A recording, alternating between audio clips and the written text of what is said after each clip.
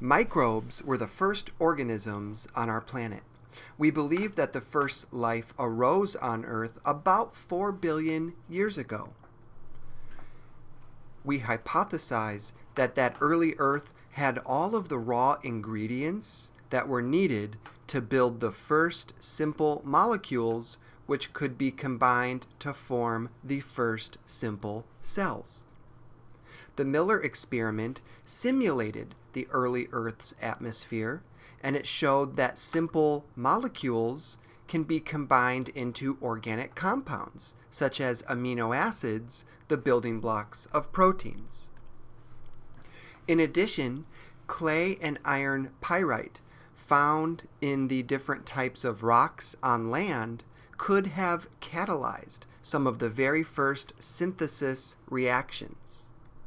Once a self-replicating molecule, such as RNA, is both formed and replicated, natural selection can take over. Stable molecules that can self-replicate will become more common over evolutionary time. Lipid membranes might have enclosed some of these self-replicating systems, forming what we would call the first protocells. Protocells eventually gave rise to the first life, which we believe are those prokaryotic cells, many of which we still see today on our planet. When you're studying for the exam, make certain that you understand why a self-replicating molecule like RNA is likely to have been pivotal in life's beginnings on planet Earth. Review that a prokaryote is a single-celled organism that lacks a nucleus and a membrane-bounded organelle. Bacteria and archaea are two groups of prokaryotes, and they belong to their own distinctive domain. Most prokaryotes have similar parts. Now, in the figure on your screen, we can see many of these different types of parts, but note that this is just a generic model of a prokaryotic cell. There is a huge diversity of prokaryotes, as we will see in the following slides. The nucleoid is the region where the DNA is found in a prokaryotic cell. Plasmids are circles of DNA that are found throughout the inside of our prokaryotic cell as well. Ribosomes use messenger RNA to synthesize proteins, and we know that proteins give us traits. A pilus is a hair-like projection made of protein. Pili enable cells to adhere to other objects or to stick together. Finally, many prokaryotes have a unique cell wall. The cell wall differs in composition from eukaryotic cell walls, but nonetheless the function is the same. The cell wall gives the cell its shape. The three most common shapes of prokaryotic bacteria include the coccus, which is spherical, the bacillus, which is rod-shaped, and the spirillum, which is spiral-shaped. Some bacteria form thick-walled endospores that survive harsh conditions. For example, the species Clostridium botulinum is the type of bacteria that causes botulism, a disease that makes you very sick if you eat food that has been improperly preserved. Proteobacteria form one phylum of the bacteria. They are defined by their diverse metabolic pathways and habitats. E. coli and Salmonella are two different types of proteobacteria. Cyanobacteria form yet another phylum of bacteria. These autotrophs were the first to release oxygen gas as a byproduct of the photosynthetic reaction. Domain archaea are often collectively called the extremophiles, since this domain was first discovered in extreme habitats. Archaea often live in places that lack oxygen or that are extremely hot, salty, or acidic. However, many members of Archaea are pretty boring and garden variety. They can live in the soil outside of your home, and they can even live on your skin. Scientists are only beginning to organize domain Archaea into distinct groups. The tree of life will be sorted out in the decades to come by devoted teams of scientists. Prokaryotes are essential to most living systems found on planet Earth. For example, most ecosystems would completely shut down without prokaryotes in the system. One example is that prokaryotes live in the roots of certain groups of plants. These root nodules carry out nitrogen fixation, an essential process in which atmospheric nitrogen is converted to a usable form of nitrogen in the form of ammonia.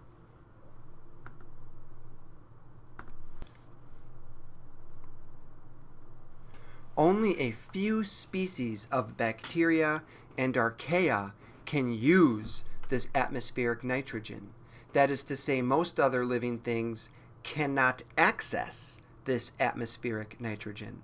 Therefore, without nitrogen fixation occurring in a select group of plants, most of the nitrogen that is required for living things to survive would be locked away in the atmosphere and unusable to most living things.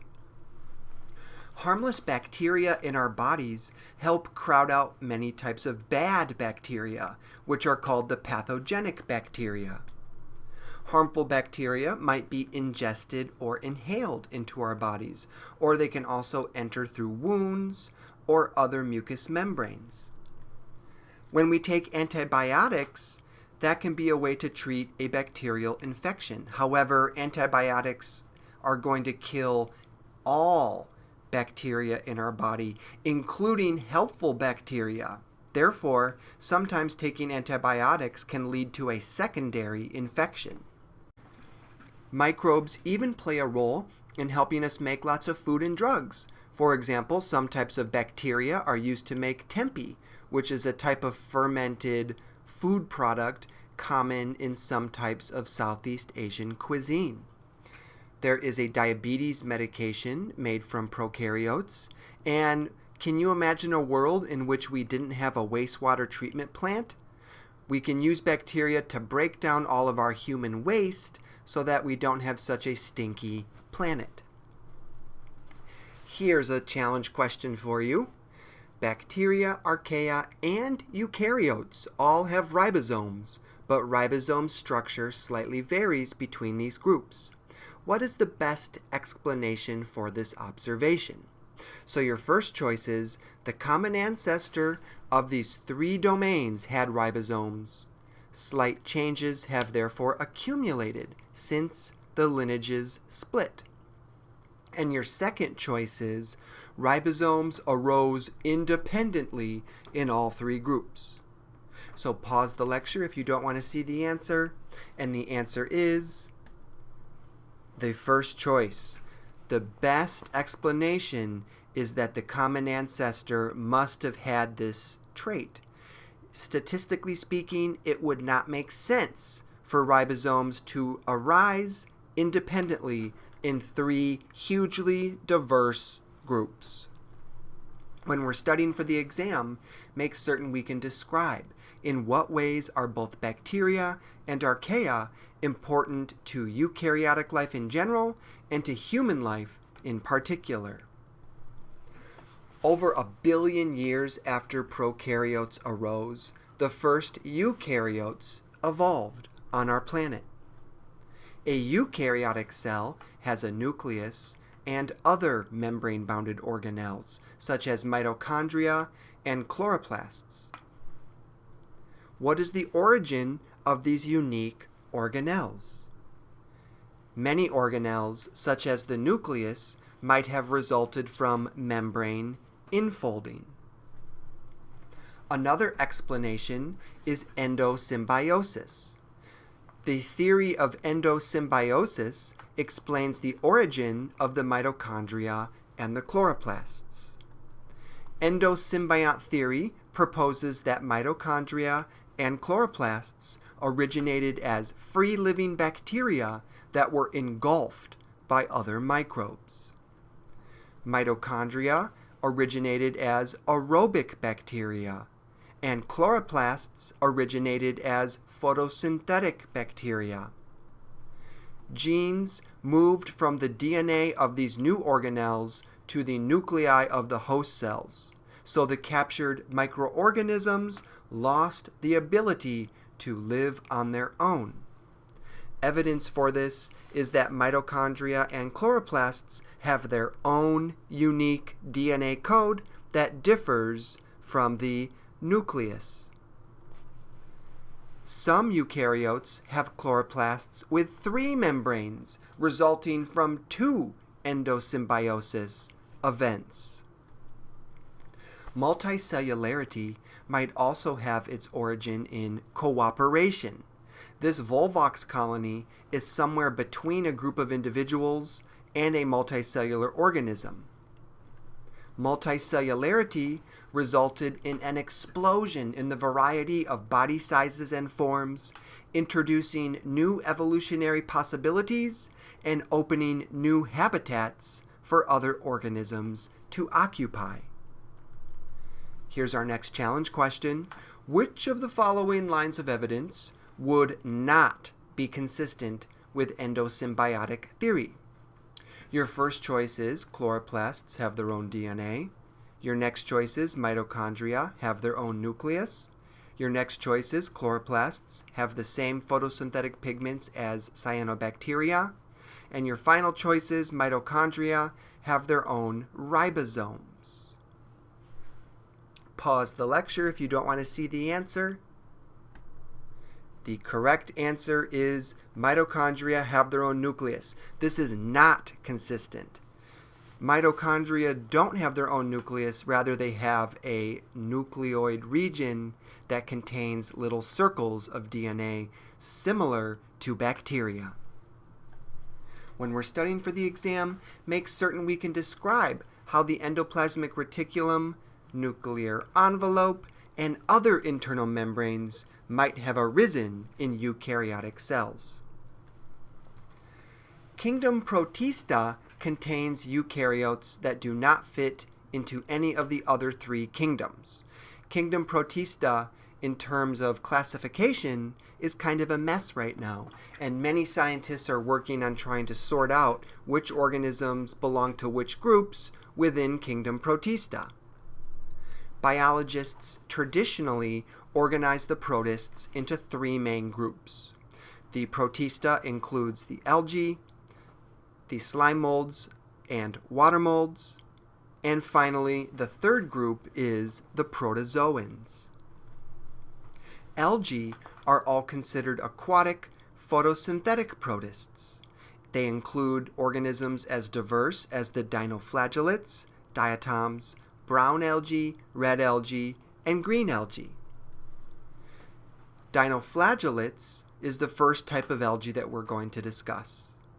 Dinoflagellates have 2 flagella and often produce toxins. For example, they're responsible for red tides, these huge explosions or blooms of these red algae that can pollute our ocean waterways, as we can see in the picture on the screen. Our next group of algae is the diatoms. Diatoms have silica in their cell walls and are abundant in all moist habitats. When you're walking on the beach and you see a bunch of foam, chances are that's dead diatoms. Our next group of algae is the brown algae, which are large, multicellular types of algae.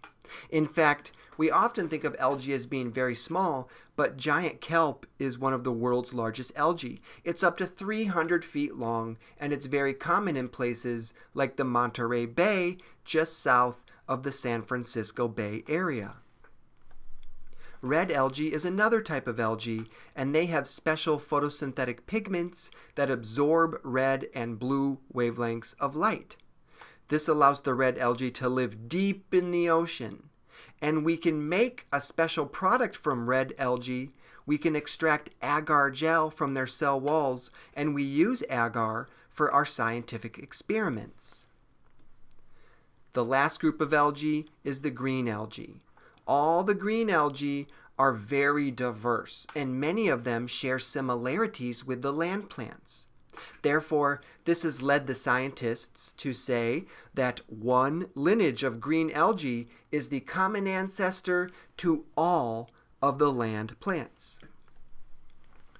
Here's an interesting article that I found from an academic journal in which algae was a model organism that provides evidence for the evolution of the sexes.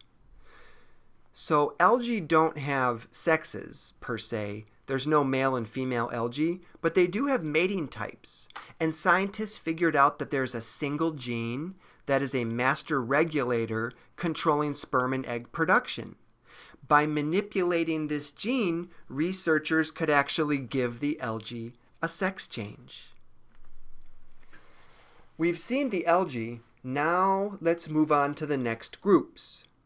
The water molds, the slime molds, and the protozoa are all mostly heterotrophic. That is to say, they can't make their own food, but they need to eat their own food. Water molds are decomposers and parasites on both plants and animals. One example of a water mold is potato blight, which is thought to have caused the Great Famine in Ireland many decades ago. Right here in California, we have sudden oak death, which is wiping out many of our oak forests throughout the state, and we believe it's caused by a type of water mold as well. Slime molds can exist as single cells or as large masses that behave like a multicellular organism. For example, this species is called dog vomit because it smells really bad and it actually moves as a big mass towards its food source. I put a link to a video on YouTube. If the link doesn't work, then just do a quick internet search for slime mold video and you'll find lots of fun things to look at.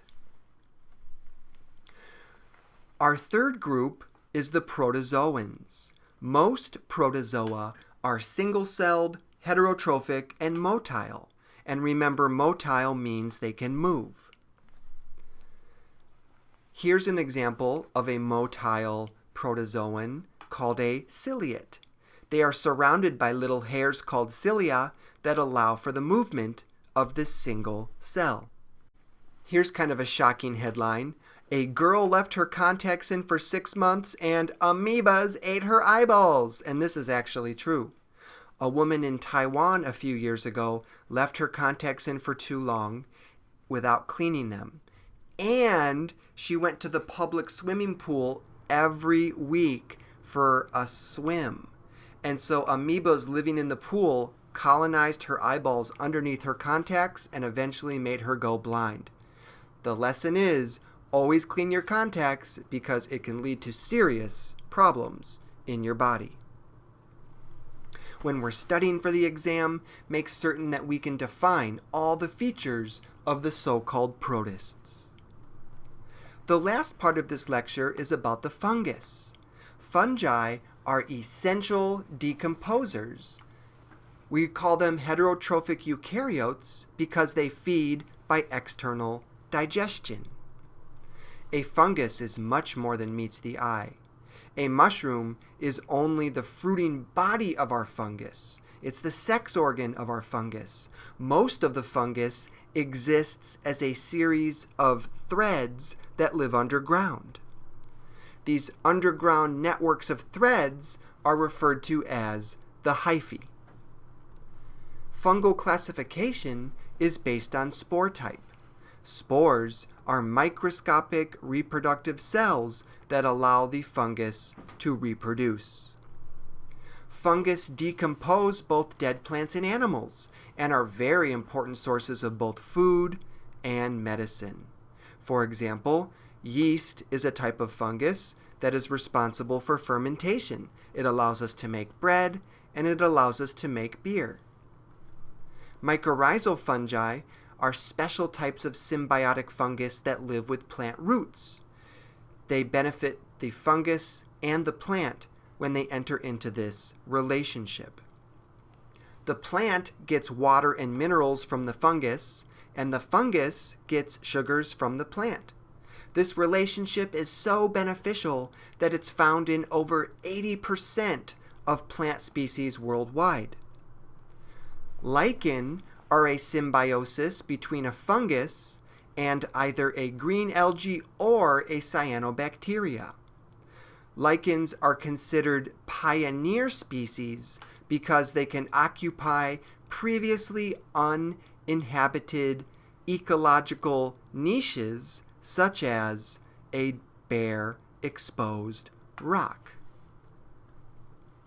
Fungi also cause diseases in plants and animals. They're not always beneficial. Sometimes they are harmful.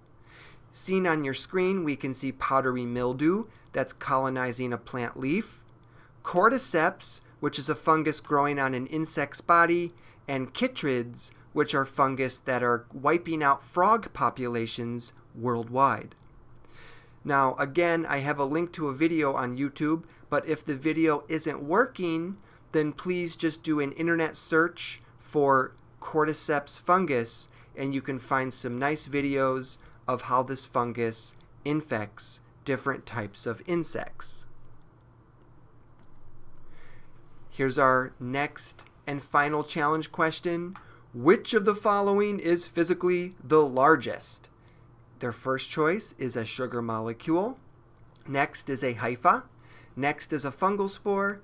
And finally, we have lichen. Pause the lecture if you don't want to see the right answer yet. Lichen. Lichen is the largest. Remember, this is a big thing, relatively big compared to the other ones, in which it is a fungus and an algae living together. Everything else in this list is extremely small on its own. That's all we have for today's lecture. When you're studying for the exam, make certain you understand thoroughly all of the protists, all of the fungus, and of course go back to the very important prokaryotic organisms as well.